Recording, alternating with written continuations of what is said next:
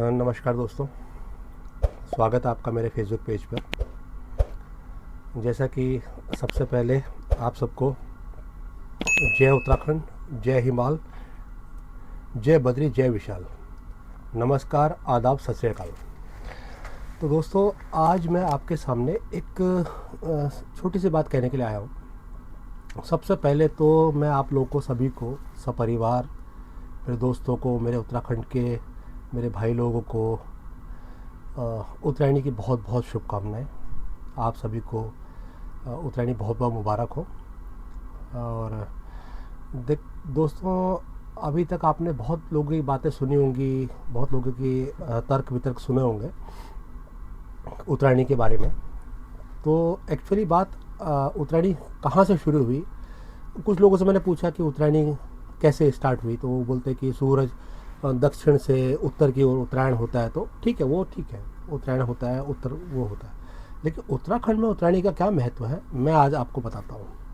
जैसे कि मेरे चैनल का नाम है ओरिजिनल्स विद चंचल।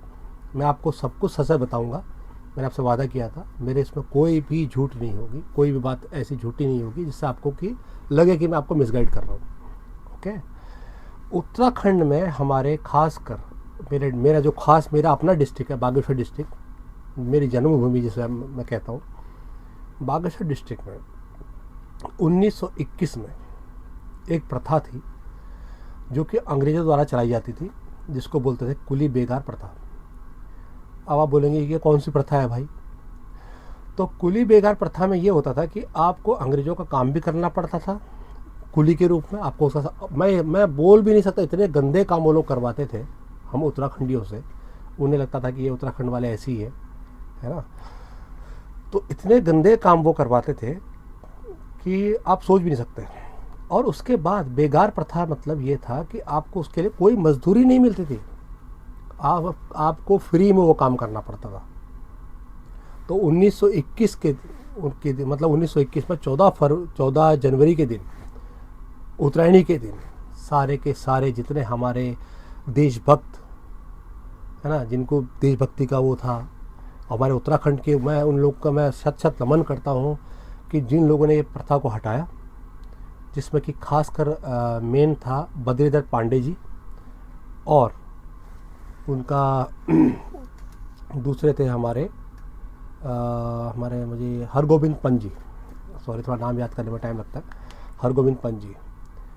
तो उस दिन हुआ क्या कि सामाजिक एकता, ये पर्व सिर्फ ऐसा नहीं कि हम लोगों ने घुघुते बना लिए, गले में टांग लिए, हम लोगों ने कहा काले कौवा काले घुघती माला खा ले, वो ठीक है।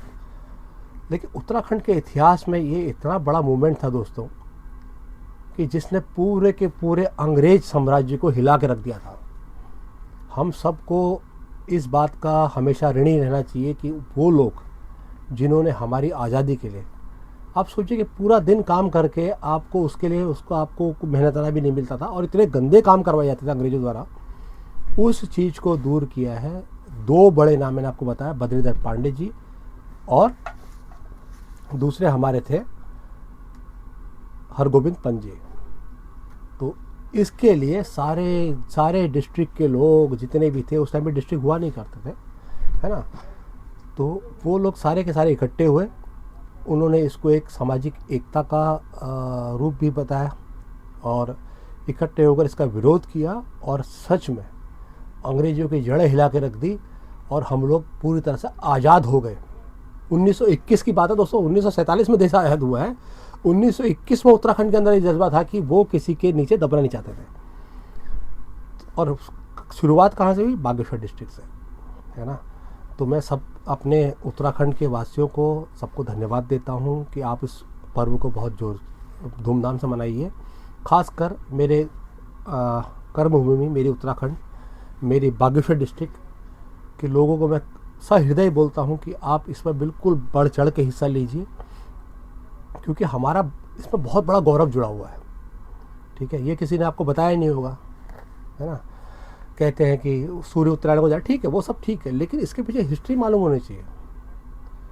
कुली बेगार प्रथा को ख़त्म करने का 14 जनवरी 1921 के दिन हजारों लोग सरयू किनारे बागेश्वर डिस्ट्रिक्ट में, उस टाइम डिस्ट्रिक्ट नहीं हुआ करते थे, यूपी में आता था ये क्षेत्र।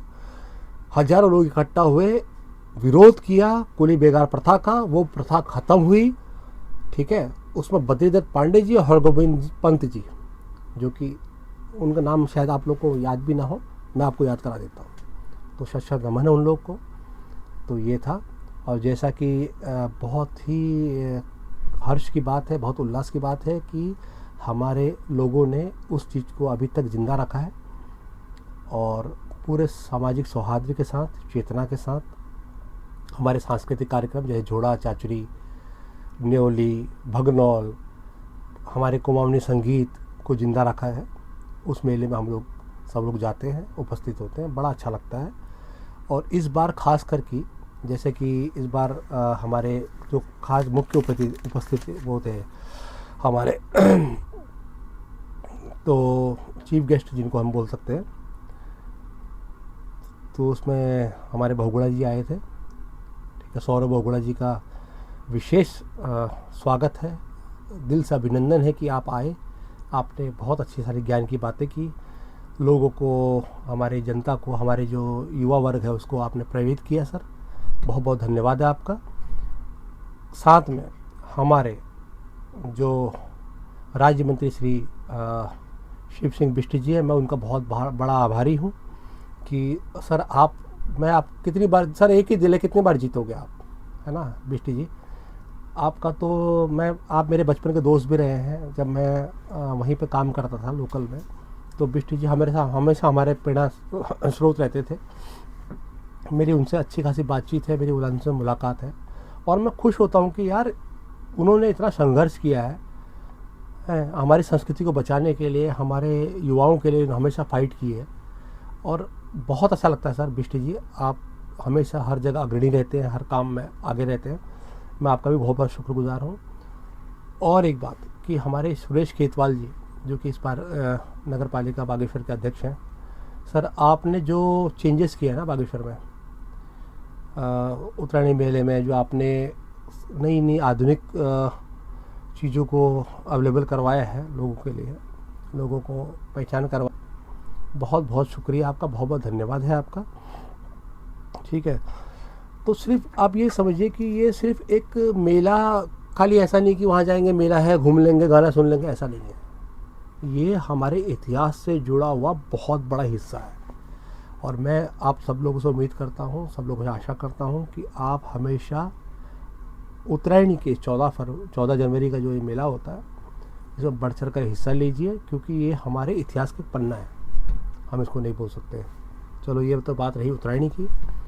और जहाँ तक बात है दोस्तों, मैं आप लोगों से जुड़ा हुआ हूँ। मैंने आपसे बताया था कि मैं हर रोज़ नहीं आ सकता हूँ। हर शनिवार को मेरा ये फेसबुक पे जो पेज है दिल की बात आपके साथ, इसके माध्यम से आपसे जुड़ूंगा हर शनिवार को। और जैसे कि मेरे चैनल का नाम है ओरिजिनल्स विद चंचल, इसमें कुछ भी झूठ नहीं होगा, हर चीज़ एकदम 16 आने सच होगी। ठीक है, हम ही कुछ लोग हैं, मैं बता रहा हूँ आपको, कुछ लोग हैं उत्तराखंड के, जैसे कि मैं बता रहा हूँ आपको, मेरा हक न्यूज़ चैनल है। आप देखिए कितने पहले हम लोग तरसते थे, है ना, खबरों के बारे में तरसते थे कि क्या हुआ है हमारे उत्तराखंड में, क्या हुआ है।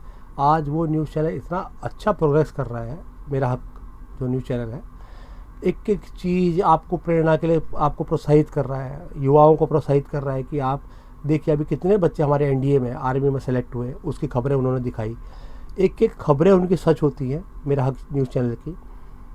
तो आप उसको भरोसा कर सकते हैं। मैं इतनी दूर हूँ, मैं कम से कम 1500 किलोमीटर दूर हूँ अपने उत्तराखंड से, लेकिन मुझे लगता नहीं कि मैं बिल्कुल दूर हूँ। मेरा हक न्यूज़ चैनल वालों ने मतलब हर चीज़ अपडेट करते रहते हैं, मुझे बड़ी खुशी होती है। उन्होंने अभी उत्तरायणी मेले का जो शुभारंभ था, सबसे पहले मेरा हक न्यूज़ चैनल ने दिखाया। मुझे बड़ी खुशी है कि उन्होंने, मतलब मैं इतनी दूर होने के बाद भी मुझे लाइव टेलीकास्ट दिख रहा था उत्तरायणी मेले का। हमारी सांस्कृतिक धरोहर, हमारी बागेश्वर जो इतना बड़ा धाम है, सरयू किनारे जो बना हुआ है, उसके बारे में सब कुछ बताया। मैं ऋणी हूँ उनका, मैं आभार व्यक्त करता हूँ, है ना।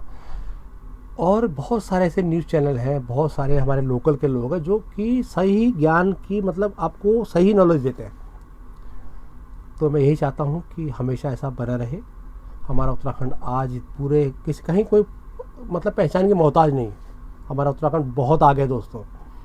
हमारे बच्चे, हमारे युवा, हमारे बुज़ुर्ग इतना बढ़िया काम कर रहे हैं उत्तराखंड को आगे बढ़ाने में। तो दोस्तों मेरे आपसे यही अपील है कि मैं आपका छोटा भाई हूँ, मुझे अपना आशीर्वाद यूँ ही बनाए रखें। मैं थोड़ा बहुत गाने गा लेता हूँ, थोड़ा बाहर हूँ। मैं आपको बहुत सारी चीज़ें बता सकता था, लेकिन मैं तो पॉसिबल नहीं हो पाता क्योंकि ड्यूटी का हिसाब किताब होता है ना। तो उत्तराखंड के बारे में मैंने काफ़ी ब्लॉग हैं। आप अगर मुझे ब्लॉग देखना चाहते हैं तो आप सब्सक्राइब करें मेरे चैनल को, जिसका नाम है ओरिजिनल्स विथ चंचल। ठीक है।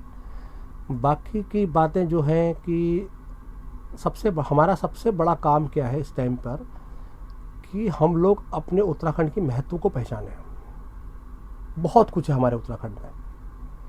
वहाँ की जलवायु, वहाँ का वातावरण, वहाँ के लोग, वहाँ की संस्कृति जो सच में वाकई में, वहाँ की जड़ी बूटियाँ, वहाँ की आयुर्वेदिक जो दवाइयाँ पूरे विश्व में प्रसिद्ध है दोस्तों। तो हमको ये मौका है कि उत्तराखंड को आगे ले जाएं कैसे भी। हर शनिवार को मैं आपके साथ जुड़ूंगा, दिल की बात आपके साथ के साथ। अच्छा, दूसरा चीज़ क्या था दोस्तों कि मेरा एक गाने का, मैं क्या करता हूँ कि जब मैं खाली फ्री होता हूँ, अभी ड्यूटी ख़त्म करके आया, थोड़ा आप सब साथ थोड़ा मुखातिब हो रहा, आप लोग के सामने बैठा हूँ। मेरा गाने का चैनल है, मैं गाना गाता हूँ, है ना। मेरे पास कई लोगों के मैसेज आ रहे हैं, कॉल आ रहे हैं कि फरमाइशें आ रही हैं कि ये गाना गाइए सर, ये गाना गाइए। तो मैं गाता हूँ, कोशिश कर रहा हूँ। लेकिन दोस्तों एक गाना गाने के लिए ना, आप सच मानेंगे, मुझे कम से कम 4 से 5 घंटे लगते हैं। उस गाने के लिए मुझे रियाज़ करना पड़ता है, मुझे बहुत मेहनत करनी पड़ती है। मुझे कई बार उस सेट को, जैसे गाना एक बार गा लिया, उसको कई बार उसको रीटेक करना पड़ता है, उस गाने को कई बार उसको दोहराना पड़ता है। क्योंकि मुझे ऐसा लगता है कि अगर मैं आपके सामने कुछ भी गाना प्रस्तुत करूं तो वो मेरी तरफ से 100% हो, है ना। मुझे ऐसा लगता है कि मैं, ऐसा ना हो कि मैं कुछ भी गा दूं, आपका टाइम बर्बाद करूं, फालतू की चीज़ें आपको दिखाऊं। मेरा ऐसा बिल्कुल भी उद्देश्य नहीं है। मेरे उत्तराखंड का प्यार, उत्तराखंड की जनता का आशीर्वाद मेरे पे यूँ ही बना रहे दोस्तों। मैं आपको बहुत अच्छे अच्छे गाने सुनाऊंगा, आपकी सारी फरमाइशें पूरी करूंगा। तो हर शनिवार मैं आपसे यूँ ही मिलता रहूँगा, दिल की बात आपके साथ के साथ।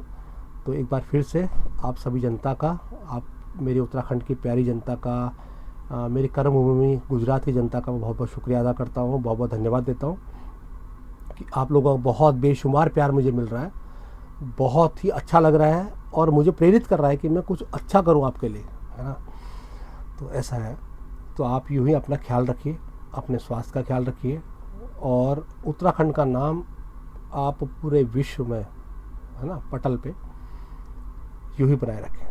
तो धन्यवाद एक बार फिर से सभी का, जनताओं का जो मुझे सुन रहे हैं। सबसे बड़ी बात क्या होती है कि श्रोता, आप लोगों का बहुत बड़ा एहसान है मेरे पर कि आप मुझे सुनते हैं, मुझे लाइक करते हैं, उसके बाद मुझे फरमाइश करते हैं, मुझे मैसेज करते हैं। मुझे बहुत अच्छा लगता है, मैं बिल्कुल परेशान नहीं होता हूँ। और मैंने आपसे ऐसा वादा किया है कि मैं ओरिजिनल भी चंचल में मैं आपको कुछ भी गलत दिखाने वाला नहीं हूँ, कुछ भी झूठी चीज़ें मेरे उसमें नहीं होंगी। मैं आपका एक बार फिर से ऋणी हूँ। धन्यवाद, नमस्कार।